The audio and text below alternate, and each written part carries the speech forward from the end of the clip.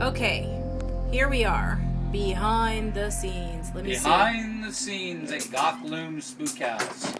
We often have people that go through. We always sit there and hear them say after the haunt, you know, what goes on behind the scenes? I wonder what's behind those walls. Well, this is what's behind the walls. Crazy people and their toys. Basically, we've got a video monitoring system that goes throughout the haunt, so we can see all the places that we need to see and all the scare spots. And we start off with the outside camera, which, because it's after Halloween, we've already disconnected it, so that's why it says video loss. We've got camera 2 right here, which is our strobe hall. Camera 3 is the end of our strobe hall into our room where the door is. And then from there, we go through. So this is basically what would happen. Hit it! So I listen for that sound, and I can see that we have our victim coming down the strobe hall. When they enter the strobe hall, we push that button, and that starts our video. Our video is basically ran through this remote control right here that Greg modified. Try me buttons here we have on the wall. It'll start the video, and as it plays through, then we can then stop the video. So we have 3 different videos in our door this year. And that way we had a variety, so we had people coming back wanting to see them over and over and over again. So once he's done watching the video, I can basically push this button here and stop everything. Now obviously I wouldn't be running my mouth because then he would hear me, and it wouldn't be that much of a surprise now, would it?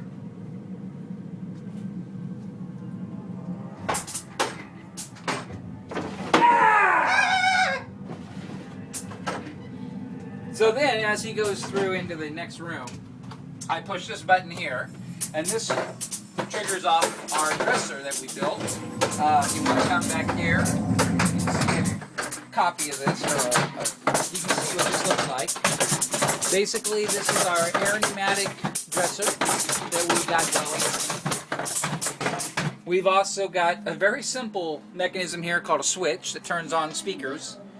And that turns Hallie's voice off and on, the ghost that's in the bed. So after we've done the Merle ghost and stuff like that, if they're kind of lingering around, then I would work with Mary inside. She was dressed up, and she would get him into some sort of a frenzy out there with her little doll Buster. And then I would sit there and bust in, "Hey, the boogeyman's gonna get you!" Usually when I did that, if they were there, they were pretty much running. Now, we'll go ahead and turn it over to Greg, and he'll show you the behind the scenes at the other end of the haunt. Here we are at the other end of the haunt. Oh, it sounds like a bad place. All right, other end of the haunt. I've got my video cameras here that show me when people are in the room and ready to exit. I keep an eye on them. They linger around. How in the world do we escape? And when I see that they're ready to exit, I grab this line here, which is hooked up to the exit door, and... How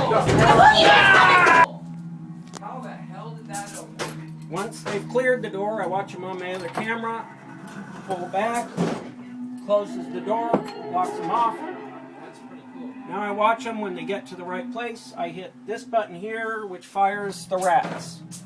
The rats are run off of this peekaboo and the air tank down here at my boot.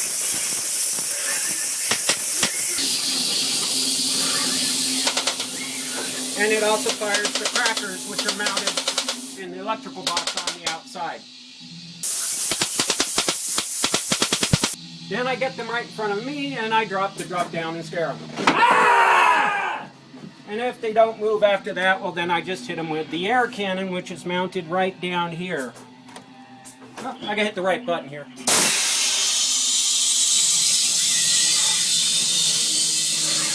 That generally gets them going out the exit. It's all rigged up so everything can be controlled from right here. These are the door controls, which run up through this string, twine, goes up through pulleys, and the peekaboo.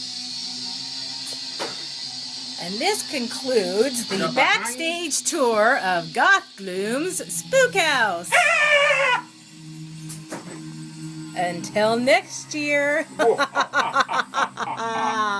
Okay, so you saw behind the scenes, behind this wall, behind that wall. There is one other thing, though, that we do have to show you that's behind the scenes of this haunt. Let's go right back through here. And but let's go back behind the scenes of the door, and we'll show you what it looks like. So go on in. I'm going to shut this off. Conveniently, like that. And we'll show you behind the scenes. Maybe a little light would be helpful. There we go. So this is our basic contraption that we came up with between Greg and I and Mary. We basically needed a way to make our actuators work without having the typical cylinder back here. So we came up with our own version of the axe door using hinges, gate hinges, spring-loaded gate hinges. Just one night late at Home Depot, going through the aisles and kind of thought about it and bought one, brought it home and snapped it a few times and went, that'll do it. So we basically mounted our cylinders down here instead of up at the top, which is the normal kind of way you do it. And then the secret of everything to make it all work is all down here. We've got all of our valves, and we've got what's known as DTMF boxes. And this is all Greg's handiwork, building these boxes and getting all of the electronics to work. We basically use DTMF sounds that we put in the video ourselves to work the light that was up above and to be able to add additional stuff that wasn't in the original videos. And that was all controlled by the DTMF tones, which is like telephone tones. So when it heard the tone, it knew to turn on this valve and fire this axe and so on and so on. And it also controlled the water spitter. And here's that's our water jug. We found out if we hung it up, it got really good, and it was still working today as we were filming. So we routed out the television to go in so it fit nice and good. And basically, we just kind of put it together by the seat of our pants. There wasn't a lot of plans involved. We kind of knew we wanted it about that height for the general viewing audience, and then everything else we just kind of winged it through. Greg came up with the pulley system and came up with these eyelets to raise it up to give it less of a strain to pull, and it's worked like a champ. And it's been working now since what, mid-September? Yeah. We had this thing working about mid-September, I think, and it's been working flawlessly. So yep. This is a prop we're not thinking we're going to take apart. No. Probably take this out and use it elsewhere, but it easily goes back in with just some quick removals of those screws and take these little bungees off. And pull the axe heads off so we don't damage the...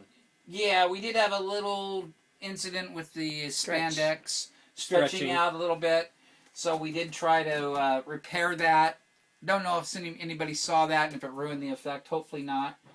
But that's our door, and like I said, it does open.